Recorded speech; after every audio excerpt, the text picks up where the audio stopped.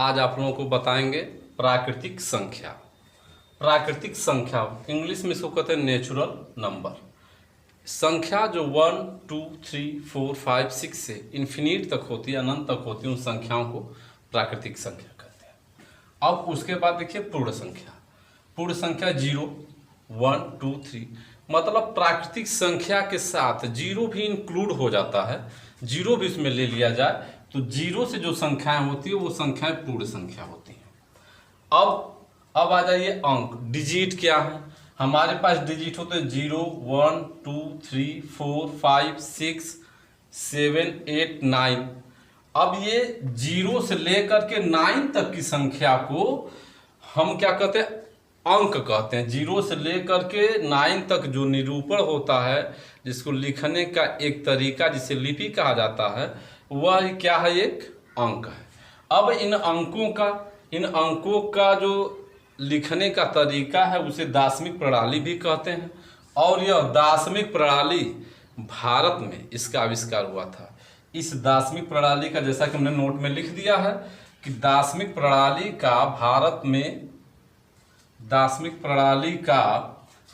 में आविष्कार हुआ था।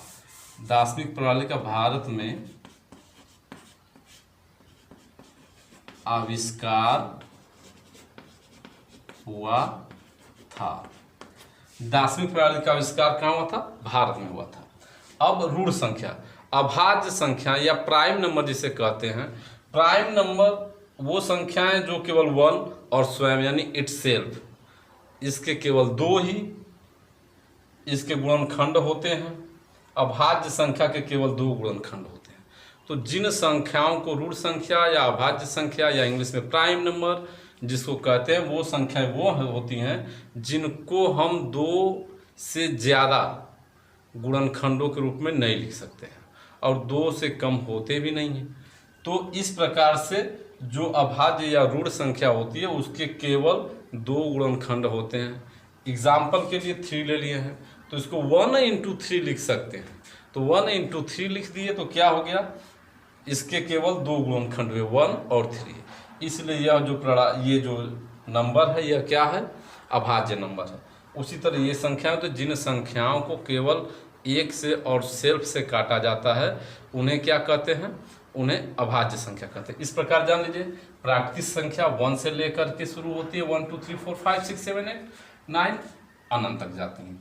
पूर्ण संख्या क्या होती है? वो संख्या जो 1 2 3 4 के साथ जीरो भी इंक्लूड की होती हैं, यानी इसमें जीरो भी जुड़ा होता है, उन्हें होल नंबर या पूर्ण संख्याएं कहते हैं। अंक क्या होते हैं? 0 1 2 3 4 5 6 7 8 9 का निरूपण, उनको सही सिंबल देना ही अंक होता है। अब इसको दार्शनिक प्रणाली भी कहते हैं। यह दार्शनिक पद्धति भारत में खोजी गई थी। अब अभाज्य संख्या देख लीजिए। अभाज्य संख्या मतलब प्राइम नंबर जो संख्या 1 और स्वयं से कटती है, यानी इसके केवल 2 गुणनखंड होते हैं, वह संख्या अभाज्य संख्या कहलाती है। एग्जाम्पल 3 × 1, यानी 3 के 2 ही गुणनखंड हैं। इसके 2 ही फैक्टर, एक 1 और 3। तो इस प्रकार से ये जो है अभाज्य संख्या हो गई। उसी प्रकार 5 7 11 13 सब अभाज्य संख्याएं हैं।